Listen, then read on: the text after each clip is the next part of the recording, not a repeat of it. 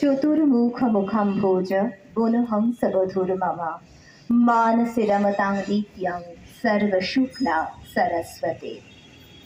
আজকে যে চারটি বইয়ের আনুষ্ঠানিক প্রকাশ, তার প্রথমটি হচ্ছে শ্রীল পুরীদাস গোস্বামী ঠাকুরের সম্পাদিত শ্রী শ্রী হরিনামামৃত ব্যাকরণ।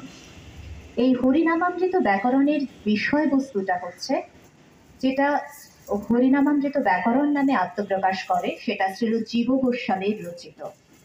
সংক্ষেপ বা লঘু হরিনামামৃত ব্যাকরণ সেটি শ্রীল সনাতন গোস্বামী প্রভুর রচিত এবং শ্রীল জীব গোস্বামীর রচিত ধাতু সংগ্রহ। এই পুরো বৈষ্ণব ঘরানার যাবতীয় ব্যাকরণ গ্রন্থ একত্রীভূত হয়েছে এই শ্রী শ্রী হরিনামামৃত ব্যাকরণ গ্রন্থের শিরোনামের যে গ্রন্থ, শ্রীল পুরীদাস গোস্বামীর সম্পাদনা, এবং এটি গৌড়ীয় বৈষ্ণব গ্রন্থ গুটিকা এই সিরিজে আত্মপ্রকাশ করেছিল 70-এর দশক এবং 60-এর দশকের শেষ ভাগে। তারপর দীর্ঘদিন এটা out of print, out of market আমাদের কাছে উপলব্ধ ছিল না, এবং যেটা হয় ন্যাশনাল লাইব্রেরিতেও খুব বেশি কপি, বেশি কি কপি এখন আর পাওয়াই যায় না। ওনার 65টি বই প্রায় পাওয়াই যায় না, কারণ যে বইগুলোতে কেউ হাত দেয় না সেগুলো তো কীটদষ্ট হয় থাকতে থাকতে, এবং যখন ওদের ডিজিটালাইজেশনের ব্যাপারটা আসে তখন এমনই কন্ডিশন অধিকাংশ বইয়ের ছিল যেগুলোকে ওরা ডিজিটাল করেও প্রিজার্ভ করতে পারেনি। তো সে কারণে এই বই কিছু গোস্বামী ট্রাস্টের হাতে ছিল। এটা অত্যন্ত সৌভাগ্যের বিষয়। গোস্বামী ট্রাস্ট শ্রীল পুরীদাস গোস্বামীর যাবতীয় বই প্রকাশনার দায়িত্ব ডক্টর কৃষ্ণবক্সী মেমোরিয়াল ইনস্টিটিউটকে দিয়েছেন। গোস্বামী ট্রাস্টের যিনি বর্তমান কর্ণধার, তিনি হচ্ছেন কবি নিত্যানন্দ মিশ্র, যার বায়োগ্রাফি, জীবনী, কবি, গীতিকার, নৃত্যনাট্যকার এবং প্রাবন্ধিক গত বছর সপ্তর্ষি প্রকাশন থেকে আমার কলমে আত্মপ্রকাশ করে। তো এই হচ্ছে হরিনামামৃত ব্যাকরণের বেসিক হিস্ট্রি। এরপরে আসছে হরিনামামৃত ব্যাকরণটা কি। অনেকগুলো ব্যাকরণ আছে, তার মধ্যে মুগ্ধবোধ ব্যাকরণ, কলাপ ব্যাকরণ, হরিনামামৃত ব্যাকরণ, পাণিনি ব্যাকরণ। হরিনামামৃত ব্যাকরণের বিশেষত্ব হচ্ছে সেখানে সবকিছুই হরির প্রতিশব্দ অথবা হরির প্রিয় কোনো বস্তু। আমরা যেমন স্ত্রীলিঙ্গ বলি, হরিনামামৃত ব্যাকরণে সেটাই বলা হয় লক্ষ্মী লিঙ্গ। স্ত্রীলিঙ্গ বলে ওখানে কোনো বিষয় নেই। যেমন আমরা বাংলায় বলি মধ্য পদলোপী কর্মধারায়, সংস্কৃত পাণিনিতে মধ্য পদলোপী কর্মধারায় এই শব্দটা নেই। সেখানে যেটা হয় শাকোপার্থিবাদীনাং সিদ্ধায় উত্তর পদলোপস্যপ সংখ্যানাম, এই বার্তিক দ্বারা শাকোপার্থিবাদীবৎ সমাস। তো প্রত্যেকটা ব্যাকরণের একটা নিজস্বতা রয়েছে। হরিনামামৃত ব্যাকরণের নিজস্বতা হচ্ছে এটাই, সেখানে সবই হরির প্রতিশব্দ বা হরির কোনো প্রিয় বস্তু বা বিষয় ওপর কেন্দ্র করে প্রত্যেকটি সূত্র নির্মিত হয়েছে। এটাই হরিনামামৃত ব্যাকরণের এই দীর্ঘ একটা কলেবর। তো এটা আত্মপ্রকাশ করেছে, বইটা শ্রীল পুরীদাস গোস্বামী গ্রন্থমালা 1 হিসাবে বেরোলো। এবার 65টা বইয়ের তালিকা বইয়ের পেছনের যে ব্ল্যাক সেখানে দেওয়া আছে। তো গ্র্যাজুয়ালি এটা সংস্কৃত পুস্তক ভাণ্ডার থেকে একটার পর একটা বেরোবে। এরপরে আসছে আমি দ্বিতীয় বইতে, বঙ্গের রাজবংশের ইতিহাস। রাজবংশ মানেই একটা বেশ গুরুতর ব্যাপার। যশোরের রাজা প্রতাপাদিত্যের কাকা রাজা বসন্ত রায়ের উত্তরসূরি হচ্ছেন আমার দাদামশাই।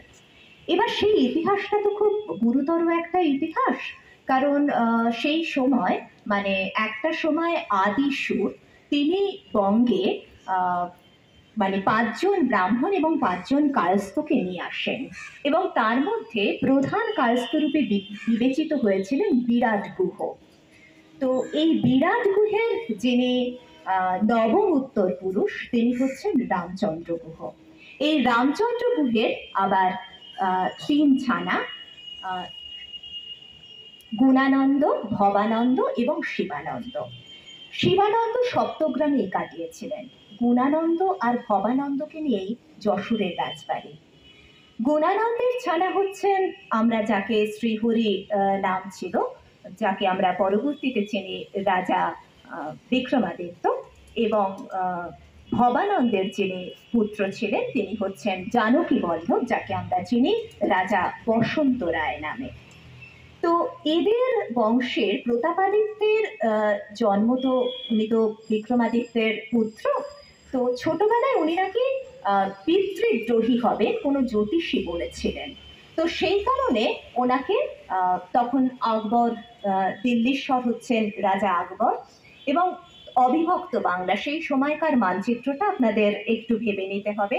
যখন যশোহর অঞ্চলটা হচ্ছে বর্তমান বাংলাদেশের যশোর, আর এপার বাংলার বেহালা, বরিশা, তারপর বর্ধমান, ডায়মন্ড হারবার রোড, ওখান থেকে মাতলা নদী, এইভাবে ওর রুট ডাইরেকশনটা খানিকটা এপার বাংলা, খানিকটা ওপার বাংলা। এপার বাংলাটা মূলত দেখতেন রাজা বসন্ত রায়, মানে এখনকার বিভাজন অনুযায়ী, আর ওপার বাংলায় যেটা মেন ওদের সাম্রাজ্যের ঘাঁটি ছিল সেখানে থাকতেন রাজা বিক্রমাদিত্য। এইভাবেই ওদের যে সাম্রাজ্যের বিস্তার এবং কাজকর্ম চলত। ছোটবেলা থেকেই প্রতাপ ছিলেন অত্যন্ত দামাল চরিত্রের এবং একটু দুর্ধর্ষ চরিত্রের ছেলে, যেখানে কিনা যশোরের রাজবাড়ি ছিল নৈষ্ঠিক বৈষ্ণব বাড়ি, যাদের প্রধান রস হচ্ছে শান্ত রস বা ভক্তি রস। ভক্তি তো আলাদা কোনো রস হয় না, ওটা শান্ত রসাশ্রয়ী। আমরা জানি ভারতের নাট্যশাস্ত্র যেখানে 8টা রসের উল্লেখ করা আছে, পরে অভিনবগুপ্ত একটি অতিরিক্ত রস স্বীকার করেছিলেন, যেখানে তিনি স্বীকার করছেন শান্ত রসকে। এই শান্ত রসাশ্রয়ী হলো ভক্তি রস। তো যশোরের রাজবাড়ির ব্যাকগ্রাউন্ড মিউজিক ভক্তি রস, আর প্রতাপের ব্যাকগ্রাউন্ড মিউজিক হচ্ছে রৌদ্র রস। তো তার প্রথম থেকেই লক্ষ্য ছিল যে দিল্লি থেকে মুঘল সাম্রাজ্যের উৎখাত।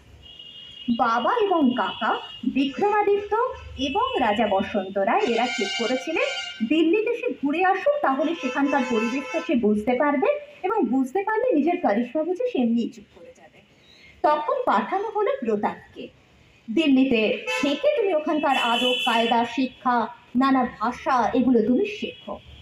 কিন্তু ব্যাপারটা হলো ছোটবেলা থেকে অত্যন্ত একটা, যেহেতু খাত্র তেজ তার মধ্যে ভয়ঙ্কর বেশি ছিল, এবং সে ছোট থেকে সব ব্যাপারে, মানে ক্ষুদ্রাতি ক্ষুদ্র বিষয়েও তার জিহাদ ঘোষণা করার একটা যে মানসিকতা, সেই জায়গা থেকে তিনি যখন দিল্লিতে গেলেন, তিনি প্রথমে গিয়ে সরাসরি আকবর বাদশার সঙ্গে বন্ধুত্ব পাতালেন সরাসরি।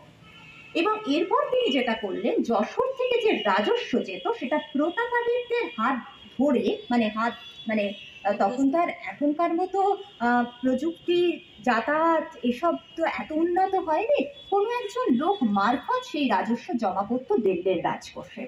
তো এটা যশোর থেকে প্রতাপের হাতে যেত এবং প্রতাপ সেটা যশোরের রাজদরবারে পৌঁছে দিত। প্রতাপ যেটা করলেন, তার পরিবারকে, মানে সাম দান ভেদ দণ্ড, কৌটিল্য যে উপায় চতুষ্টয়ের কথা বলেছিলেন, সেই ভেদের খেলাটা তিনি সেখানে শুরু করলেন। কিভাবে করলেন না, তিনি রাজস্ব আসতো, রাজস্বটা তিনি কখনো জমা করতেন না, নিজের কাছে গচ্ছিত রাখতেন।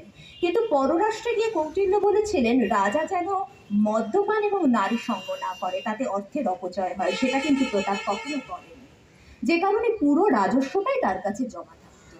একটা সময় আকবর বাদশাহ তাকে ডেকে পাঠালেন যে কেন রাজস্ব যশোর থেকে আসছে না। তখন তিনি একদম ডেসপারেটলি বললেন যে, মানে কাকার কথা বললেন, রাজা বসন্ত রায় ঠিক সময়ে রাজস্ব দিচ্ছেন না, তাই জন্য আমি আপনার রাজকোষে দিতে পারছি না।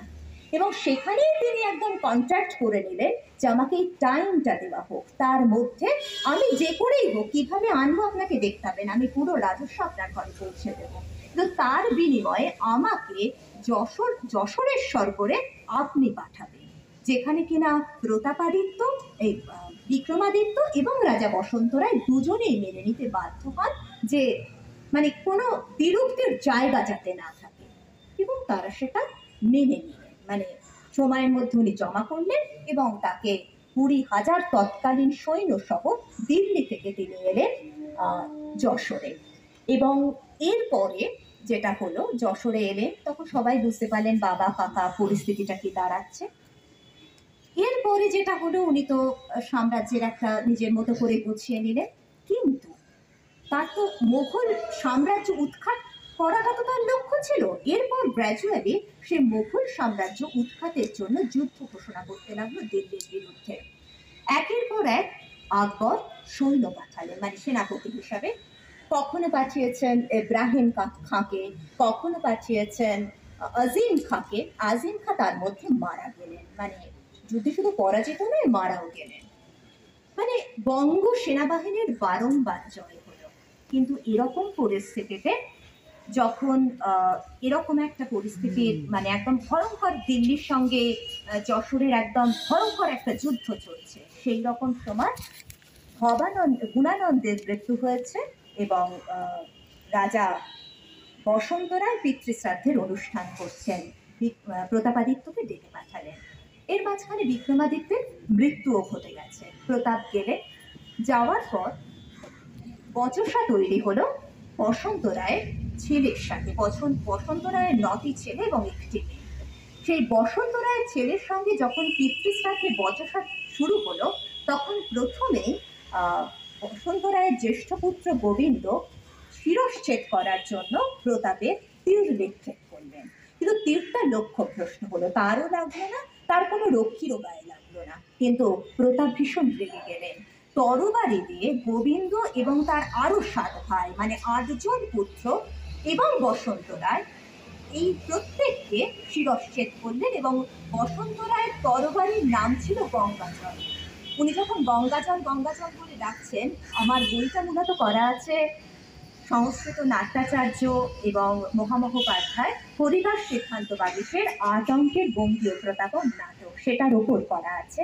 তো সেখানে সে কথার উল্লেখও আছে যে বসন্ত রায় গঙ্গাজল গঙ্গাজল বলে মানে চিৎকার করছেন, মানে যখন আর কি কাটছে, কিন্তু আলটিমেট গঙ্গাজল বলতে উনি গঙ্গা জলকে যাচঙ্গা করেননি, উনি যাচঙ্গা করেছিলেন তরবারি। তো যাই হোক, এইভাবে পুরো পরিবারটা শেষ হলো। বসন্ত রায়ের স্ত্রী তখন ছোট যে ছেলে তাকে নিয়ে আত্মগোপন করলেন। কেউ বলেন তিনি কচু বনে আত্মগোপন করেছিলেন, তাই তার নাম কচু রায়। আবার কেউ বলেন যে না, তিনি তৎকালীন যে বাংলার মানচিত্র, সেই সময় মানে কালীঘাট অঞ্চলে কালীকুণ্ডে যে মা কালীর যে পদাঙ্গুলি পাওয়া গিয়েছিল, সেটা প্রথম কর্ণকুটির নির্মাণ করে প্রিজার্ভ করেছিলেন রাজা বসন্ত রায়। তবে এখন যে কালীঘাট মন্দিরের যে সৌধ, যে অবয়ব আমরা দেখতে পাই, সেটার সঙ্গে কিন্তু যশোরের রাজবাড়ির কোনো যোগ নেই।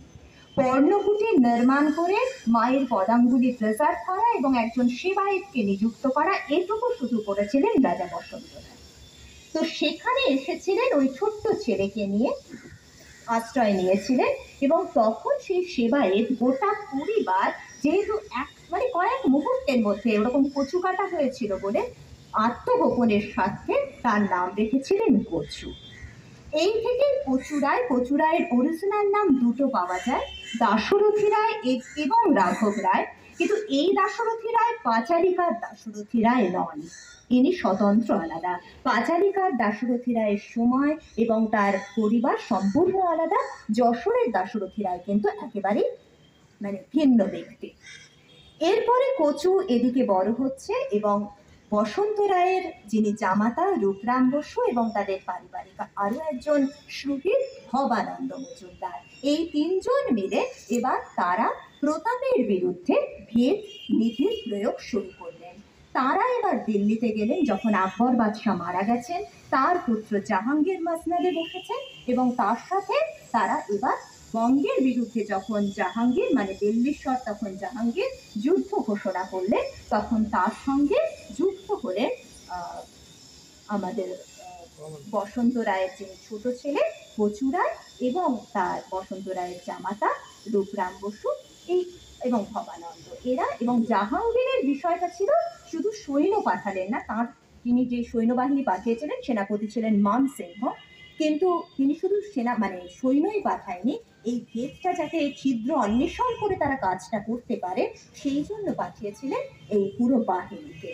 যখন যুদ্ধটা শুরু হলো, তখন প্রথম দিকের যুদ্ধে বঙ্গ সৈন্যবাহিনীর সাফল্য যথেষ্টই ছিল, কিন্তু এরপর আস্তে আস্তে পরে যুদ্ধ যত এগোতে লাগলো, তখন কূটনীতির প্রয়োগ করলো আমাদের যিনি আর কি কচু রায়, এদের বুদ্ধিতে আর কি কূটনীতির প্রয়োগটা করা হলো।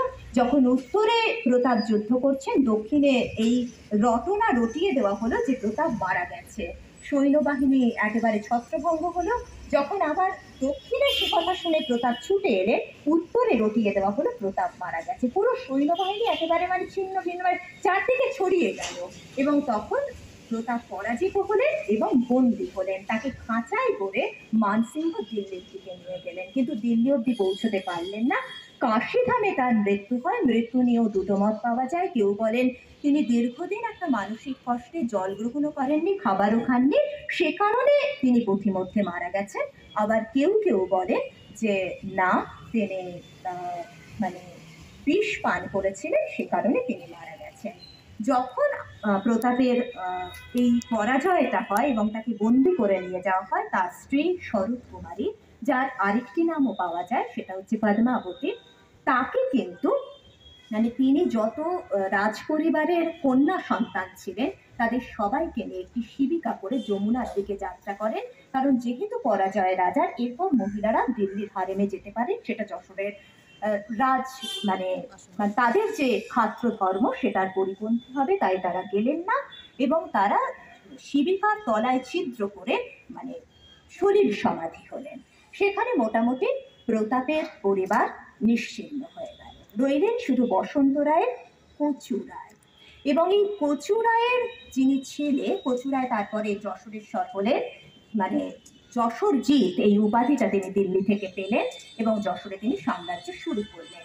কিন্তু বেশ কিছু সাম্রাজ্য টুকরো টুকরো টুকরো যেগুলো তিনি আর উদ্ধার করতে পারেননি, তার পুত্র মুকুট রায়, রায় সারনেমটা এরা ব্যবহার করতো রাজন অর্থে। আর যশোরের রাজবাড়ি অরিজিনাল গুহ। তারপরে ওদের যেহেতু এই মুকুট রায়, যশোর অঞ্চলটা ছিল মুসলিম প্রজা অধ্যুষিত, প্রজাদের কাছ থেকে এই উপাধিটা তারা মানে সাম্মানিক হিসাবে পেয়েছিলেন।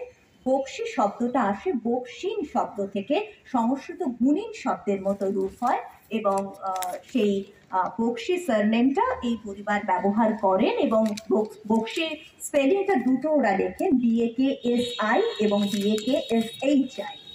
তো যাই হোক, এইভাবে চললো এবং যশোরের রাজবাড়ির যেমন আরেকজন উত্তর পুরুষ হচ্ছেন ডাক্তার বিধানচন্দ্র রায়, উনি রায় সারনেম ব্যবহার করেন, এরকম এক একজন এক একটা সারনেম ব্যবহার করেন। তো এই হচ্ছে কচু রায়ের যিনি পুত্র, তিনি মুকুট রায়। কারণ তিনি যেসব ছোটখাটো সাম্রাজ্য মানে উদ্ধার করতে মানে করা হয়ে ওঠেনি কচু রায়, সেটা মুকুট রায় উদ্ধার করেন। মুসলিম প্রজার কাছ থেকে বক্সি উপাধি পান এবং তার পুত্র হচ্ছে বানেশ্বর এবং বানেশ্বরের পুত্র হচ্ছে তিতুরাম, দাতারাম এবং বাঞ্ছারাম। এই বাঞ্ছারামের ঘরানায় হচ্ছে ডক্টর বিধানচন্দ্র রায়। আর তিতুরামের ঘরানায় আজকে এরা যশোরের রাজবাড়ির যারা এসেছেন, তিতুরামের ঘরানায় কেউ আসেননি, সবাই এসেছে। তিতুরামের ঘরানায় তো বিধানচন্দ্র রায়, বাঞ্ছারামের কেউ আসেননি, যারা এসছেন সবাই দাতারাম, মানে গৌরকিশোর ঘোষ এবং গৌরকিশোর ঘোষের বাবা গিরিজাভূষণ ঘোষ এবং তার বৈমাত্রেয় যিনি ভ্রাতা বিদ্যাবিনোদ মন্মথনাথ ঘোষ, এদের কেউ একজন মানে এদের মা হচ্ছেন যার নাম সরোজিনী, তিনি যশোরের রাজবাড়ির মেয়ে এবং তৎকালীন সময়ে যশোরে মানে বিয়ের আগে একটা সারনেম নাম থাকতো, বিয়ের পরের নামটা আবার আলাদা হতো। তো সেই কারণে সরোজিনী নামটুকুই পাওয়া গেছে, যার জন্য ওই ফ্যামিলি ট্রিতে সহোদর 1 সহোদর 2 করে রাখাই আছে বইতে, যেহেতু দুটো সেকশন। তো এই হচ্ছে সেই কচু যে বংশটাকে একেবারে নিশ্চিহ্ন করা হয়েছিল, সেই কচুর বংশের এই বিশাল একটা মানে সেটা একটা বিশাল ঝাড়ি বংশ, সেটা আমি লাস্টে আসছি। সেটা একটা মানে ভয়ানক টাইপের, 147 কোটির দেশে এদের কন্ট্রিবিউশন কতটা সেটা কচুকে না দেখলে বোধহয় বোঝা যাবে না। তো এবার আসছি পরের বইটা। পরের বইয়ের তো বাইটা আমি নিচেই দিচ্ছিলাম, সেটা হচ্ছে জীবশ্রাদ্ধ। জীবশ্রাদ্ধ হচ্ছে মানুষ জীবদ্দশায়, নিজের জীবদ্দশায় নিজের শ্রাদ্ধ যখন করে তখন তাকে বলা হয় জীবশ্রাদ্ধ। আমরা জানি শাস্ত্রে বলা আছে শ্রদ্ধা দিয়ম ইতি শ্রাদ্ধম, কিন্তু ব্যাপারটা হচ্ছে শ্রদ্ধার সঙ্গে আমরা কি দিতে পারি, যেটা মানুষের হিতে লাগে এরকমই তো কিছু দিতে পারি, যেটা বহুজন হিতায় ও বহুজন সুখায় না হয় তেমন কিছু তো আমরা দিতে পারি না। শাস্ত্রে অনেক রকমের বিধান আছে। স্মৃতিশাস্ত্রে যে বিধান রয়েছে হিমাদ্রির চতুর্বর্গ চিন্তামণি এবং মদন পালের মদন পারিজাত, এই দুটি টেক্সট, লিঙ্গ পুরাণেও জীবশ্রাদ্ধের উল্লেখ আছে, বৈষ্ণব দর্শনে জীবশ্রাদ্ধের উল্লেখ আছে, প্রত্যেকটি রেফারেন্সে বইটাতে রাখা আছে। কিন্তু কারোর ভাবাদর্শে বিন্দুমাত্র আঘাত করা হয়নি। কিন্তু আমি এবং আমার madam professor doctor Debika Bhattacharya, ওনার স্পেশাল গ্রুপ স্মৃতি, উনি স্মৃতিশাস্ত্রেরই মানুষ, তো ওনার কাছ থেকে আমার যে আত্মপরিচিতি, শুধু সেইটুকুই বলবো না, ছোটবেলায় আমার দিদিমার খুব ইচ্ছে ছিল মানে মরণোত্তর চক্ষুদান, তখন নানা কারণে সেটা আর হয়ে ওঠেনি, কিন্তু মানে তার চোখের কন্ডিশন ইত্যাদি নানা কারণে, তো যাই হোক। তো সেটা আমরা করি গণদর্পণের সঙ্গে। এবং গণদর্পণের উদ্যোগটা আমার এই কারণে ভালো লেগেছিল, কারণ সরকারি যে উদ্যোগ সেখানে নিজের ছানাপোনা ছাড়া এই কাজগুলো করা খুব মুশকিল হয়, মানে উইটনেস সেটা থাকতেই হবে, মানে যে শেষ দিনে থাকবে তাকে থাকতে হবে। এটা তো আমাদের পক্ষে সম্ভব ছিল না, আমার পক্ষে একেবারেই সম্ভব নয়। আর ম্যাডামও চান না কারোর উপর দায়টা চাপিয়ে দিতে, তো সেই কারণে আমরা গণদর্পণকে বেছে নিয়েছি। জীবশ্রাদ্ধ বইটার শেষে আমাদের যে অঙ্গীকার সেটা রাখা আছে, এবং কেন আমি শাস্ত্র পড়ে যাবতীয় শাস্ত্রের বচন উল্লেখ করি সেখানে করা আছে উইথ রেফারেন্সেস, যে কেন আমি মরণোত্তর দেহদানটাকে মনে করলাম যে এটাই মানুষের হিতে লাগে, এটাই শ্রদ্ধার সঙ্গে দেওয়া যায়, আর অন্য কোনোটাই দুমুঠো ছাই হয়ে খুব একটা লাভ নেই, সেটার ব্যাখ্যাটা একদম শেষে পরিশিষ্ট অংশে করে দেওয়া আছে। আচ্ছা, এরপরে আর একটা কথা, ছোট্ট কথা বলে রাখি, আমি ওটা একটু মিস্টেক করে গিয়েছিলাম। বঙ্গের রাজবংশের ইতিহাস এটা হয়তো আমার পড়া হতো না যদি মূল বইটা আমি হাতে না পেতাম। মূল বইটা ছিল সংস্কৃত কলেজ লাইব্রেরিতে, এবং তখন আমি কলেজের ছাত্রী, মানে তখন পিএইচডি করছি যাদবপুর থেকে, কলেজ থেকে বেরিয়ে গেছি, তখন ওটা গভর্নমেন্ট সংস্কৃত কলেজ ইউনিভার্সিটি হয়নি। ওখানকার গ্রন্থাগারিক ছিলেন কুমকুম ম্যাডাম, কুমকুম গুহ।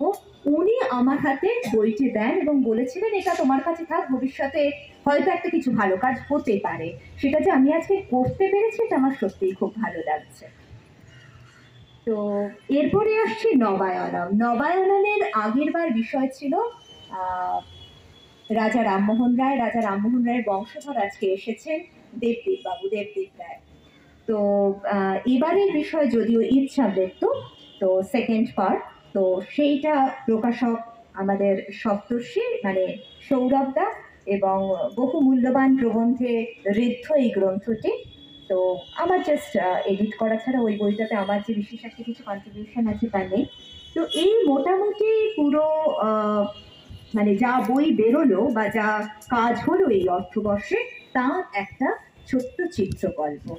আর একটা কথা ইত্যবসরে বলে রাখি শেষ করার আগে, যেটার কথা আমাকে বারবার বলা হয়েছিল, প্রায়োগিক সংস্কৃত সাহিত্য এবং শাস্ত্র, এই প্রায়োগিক অর্থাৎ অ্যাপ্লাইড সংস্কৃত সাহিত্য, শাস্ত্র বা সংস্কৃত ভাষা, এই কাজের শুরুটা কিন্তু আমার চৌর্য শাস্ত্র দিয়ে। চৌর্য শাস্ত্র, চুরির দেবতা যেখানে কার্তিক, তিনি শেখাচ্ছেন কি করে ভালো চোর হওয়া যায়। বাদশাহ তার কামসূত্রামে বলেছেন 64 কলার অন্যতম কলা বিদ্যা হচ্ছে চুরি বিদ্যা। তো যেটাকে তিনি বলেছেন হস্তলাঘবম, অর্থাৎ হাত সাফাই। আর সন্মুখ মানে কার্তিক, আমরা সেটা জানি, যার 6টা মুখ এবং 12টা হাত, 12টা হাতে চৌর্য কার্যোপযোগী 12টা অস্ত্র। কি করে শীত কাটতে হবে, কিরকম শীত কাটলে যার চুরি হয়েছে তার হয় খারাপ তো লাগবে, অনেক জিনিস চলে গেছে, কিন্তু সকালবেলা সেটা একটা আর্ট অফ ফেথ। 64 কি সুন্দর শীত কেটেছে, অবশ্যই একটা আর্ট। তো আরো একটা বিষয় আছে, আমরা যেটা আনন্দবর্ধনকে দেখি, প্লেজিয়ারিজম। আমার চুরির থিসিসটায় বিশ্বভারতীর এক অত্যুৎসাহী ছাত্রই চুরি করেছে, তো সুতরাং হাতে কলমে করে দেখিয়ে দিয়েছে। আমি তো শুধু বই আপনি তো আছেন, আমি সবটা বলে দিলে কি করে হবে। তো প্লেজিয়ারিজম যেটা, সেটা মানে কাব্য তাৎপর্য যাকে বা গ্রন্থ তাৎপর্য আমরা যাকে বলি, আনন্দবর্ধন 3 রকমের কাব্য তাৎপর্য স্বীকার করেছেন। একটা হচ্ছে প্রতিবিম্ববধ, আরেকটা হচ্ছে আলেখ্যাকারবধ, আরেকটা হচ্ছে তুল্যদেহীবধ। প্রতিবিম্ববধ এরকম, আমরা যদি আয়নার সামনে দাঁড়াই আমার প্রতিবিম্বই তো দেখতে পাবো, আমি তো সৌরভদার প্রতিবিম্ব দেখতে পাবো না, তো সেটা যে ঠিক কপি পেস্ট যা আছে টুকে দিলাম। এইটা হচ্ছে প্রথম শ্রেণীর কাব্য তাৎপর্য, যা পরিত্যাজ্য এবং নিন্দিত। দ্বিতীয় শ্রেণীর কাব্য তাৎপর্য হচ্ছে আলিখ্যা কারবর। আমি একজন পেন্টার, ছবি আঁকছি, আমি হয়তো সৌরভদার ছবি আঁকতে গিয়েছি, আমি দেবিকা ম্যাডামের ছবি এঁকে ফেলবো বা বিকাশ বাবুর ছবি এঁকে ফেলবো, আঁকবো না নিশ্চয়ই, যার ছবি আঁকছি তারটাই আঁকবো। একটুখানি আপন মনের মাধুরী মেশাতে পারি, কিন্তু খুব তো বেশি মেশাতে পারবো না, স্বাধীন চিন্তার জায়গা খুব বেশি নেই, রবীন্দ্রনাথ আঁকতে গিয়ে তো নজরুল এঁকে ফেলতে পারবো না। তো সুতরাং সেই যে কাব্য তাৎপর্য, সেটা দ্বিতীয় শ্রেণীর কাব্য তাৎপর্য, সেটাও পরিত্যাজ্য এবং সেটাও নির্মিত। তৃতীয় শ্রেণীর কাব্য তাৎপর্য হচ্ছে প্রশংসার যোগ্য এবং সেটা স্বীকৃত। সেটা কিরকম না তুল্য দিগিবৎ। যদি আমরা বলি মেয়েটির মুখ চাঁদের মতো সুন্দর, তাহলে তা দিয়ে কিন্তু আমরা মেয়েটির মুখ তাই চাঁদ এটা কিন্তু বলছি না, চাঁদের সৌন্দর্য, তার স্নিগ্ধতা, তার সাথে মেয়েটির মুখের একটা তুলনা করছি। তেমনি কালিদাস যখন মেঘদূতম কাব্য লিখছেন, তিনি নাকি হনুমানকে দূত করা হয়েছিল, রামায়ণের বর্ষাবর্ণ নামের যে অংশ, তার দ্বারা প্রভাবিত হয়েছিলেন, এটা আমরা জানি। কিন্তু কোথাও তিনি একটা লাইনও রামায়ণ থেকে টোকেননি। প্রথম শ্লোকেই তিনি বলেছেন, কশ্চিৎ কান্তা বিরহ গুরুণা স্বাধিকার প্রমস্তঃ শান্তিনস্তং গণিত মহিমা বর্ষভক্তিন ভর্তু यक्षश्चक्री यनकतनया স্নানপুণ্যদাকেশু স্নিগ্ধচ্ছায়া তরুষু বসতি রামগির্যাশ্রমেশু। এখানে আমরা জনকতনয়া রামগিরি পর্বত, রামায়ণ থেকে প্রচুর শব্দ তিনি নিয়েছেন, কিন্তু কোথাও তিনি চুরি করেননি। সে কারণে সেই কাব্যই শ্রেষ্ঠ, সেই কাব্য গ্রহণেরও যোগ্য। এটা হলো কাব্য তাৎপর্য। আর বস্তুবাদী চুরির তো কোনো শেষ নেই। চৌরপঞ্চাশিকা গীতিকাব্যও আছে, কিন্তু সেখানে তো কোনো কাঠ কাটা শীত কাটা চোর তো নেই। তিনি আছেন নায়ক কর্তৃক নায়িকার হৃদয় হরণ এবং নায়িকা কর্তৃক নায়কের হৃদয় হরণ। আর গাঠ কাটা শীত কাটা চোর চৌর্য শাস্ত্রে ষড়মুখ কল্পমে কার্তিক চোরদের দেবতা, প্রাণতোষিণী তন্ত্রে গণেশ চোরদের দেবতা, জপের সময় অঙ্গুলি সন্ধি নাকি ছেড়ে দিলে গণেশ তার ফল চুরি করে নেন। শুক্ল যজুর্বেদ এবং কৃষ্ণ যজুর্বেদ, দুটো যজুর্বেদে রুদ্র চোরের দেবতা। ডাকাতকালীকে আমরা সবাই জানি, বাবা মা চোর বলে তো বাচ্চা বাচ্চা চোর হবে, অসুবিধাটা কি আছে, অঙ্কটা তো মিলে গেল, 2 + 2 = 4। তো এই হচ্ছে আমাদের মোটামুটি খুব ছোট্ট করে, এবং চোরেদের একটা তান্ত্রিক রাইট আছে, সেখানে তারা নানা ধরনের গেস্টার, নৃত্যকলা সেগুলোও তারা করতো। তো বিকাশ তাকে বইটা আমি দিয়েছি, কেমন লাগলো এটা কিন্তু আমি শুনবো স্পেশালি। তো এই জাস্ট মানে আমি আর দীর্ঘায়িত করছি না, চুরিটা খুব মজার। এবং শুধু তাই নয়, সেখানে বলা আছে কেউ যদি কোনো লাইব্রেরিতে গিয়ে বই চুরি করে, তাহলে তার মা শুকরী হবে, বাবা গর্ধ হবে, তার বংশক্ষয় হবে, এরকম অকথ্য গাল দেওয়া আছে। ঠিক আছে, আর আমি এরপরে আর যাচ্ছি না। তো এবং আমাদের রাজশেখর কথাও বলেছেন, এমন কোনো কবি নেই যিনি চুরি করেন না, এমন কোনো বণিক নেই যিনি চুরি করেন না, কিন্তু যিনি চুরির বিষয় গোপন করতে পারেন তিনি জগতে নন্দিত হন, আর যিনি সেটা পারেন না তিনি জগতে নিন্দিত হন। সুতরাং সবশেষে আমি বলবো, সেই আকাশবাণীর আমার প্রথম প্রোগ্রাম চুরি বিদ্যা মহাবিদ্যা, যদি না করো ধরা। চুরি তুমি করো, কিন্তু বুদ্ধিমানের মতো করো, বোকার মতো করো না।